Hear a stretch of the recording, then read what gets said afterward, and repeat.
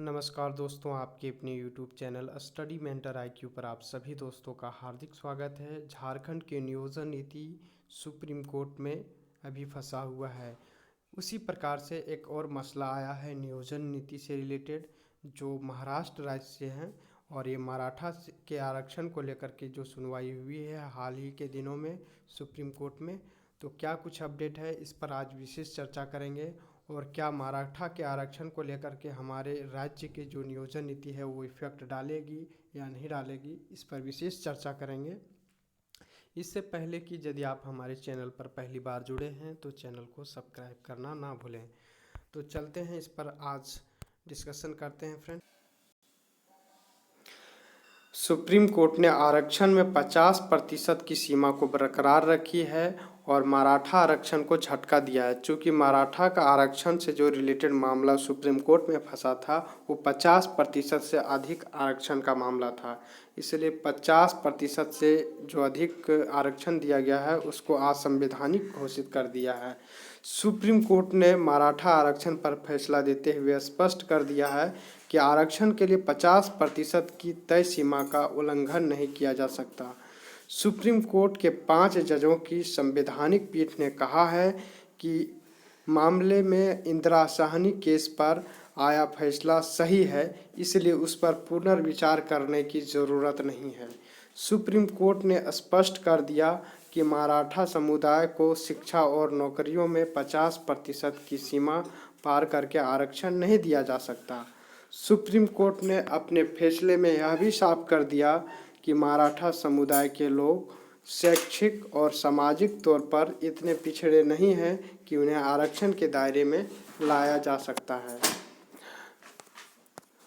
वहीं संविधान पीठ ने कहा कि 50% की जो सीमा है वो बरकरार है, लेकिन जो 50% से अधिक आरक्षण जो दिया गया है मराठाओं को वो असंवैधानिक है।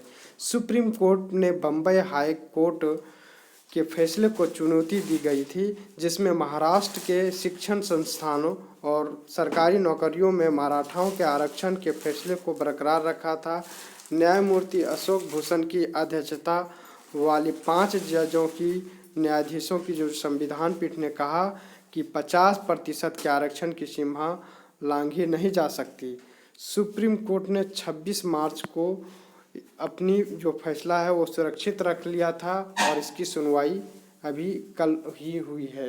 तो इंदिरा साहनी फैसले पर पुनर्विचार करने की ज़रूरत नहीं है, ऐसा सुप्रीम कोर्ट ने कहा। और इस मुद्दे पर लंबी सुनवाई में दायर उन हलफनामों पर भी गौर किया गया कि 1992 के इंदिरा साहनी फैसले, इसे मंडल फैसला भी कहा जाता है, पर बड़ी पीठ द्वारा पुनर्विचार करने की ज़रूरत है, जिसमें आरक्षण की सीमा 50% निर्धारित की गई थी। जस्टिस भूषण ने फैसला पढ़ते हुए कहा कि इसकी ज़रूरत नहीं है और उन्होंने कहा कि जहां तक संविधान की धारा 342(a) का सवाल है तो हमने संविधान संशोधन को बरकरार रखा है और यह किसी संवैधानिक प्रावधान का उल्लंघन नहीं करता है। ध्यान रहे कि देश की संसद ने संविधान संशोधन के जरिए आर्टिकल 342(a) जोड़ा है। इसमें प्रावधान किया गया है कि राष्ट्रपति किसी राज्य और केंद्र शासित प्रदेश के किसी समुदाय को सामाजिक शैक्षणिक रूप से पिछड़े वर्ग को मान्यता दे सकते हैं।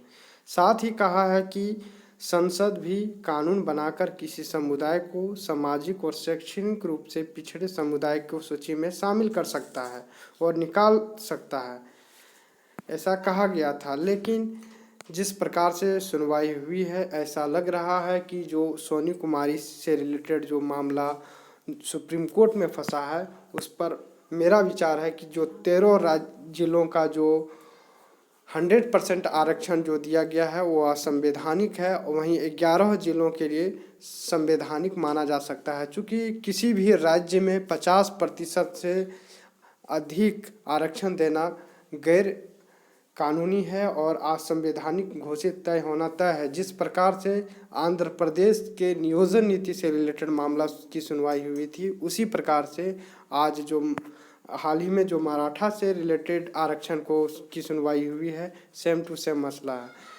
तो आपका विचार क्या है फ्रेंड्स, आप कमेंट बॉक्स में अवश्य लिखें। और यदि वीडियो पसंद आया होगा तो लाइक अवश्य करें, और चैनल पर यदि पहली बार जुड़े हैं तो सब्सक्राइब करना ना भूलें। Thank you for watching.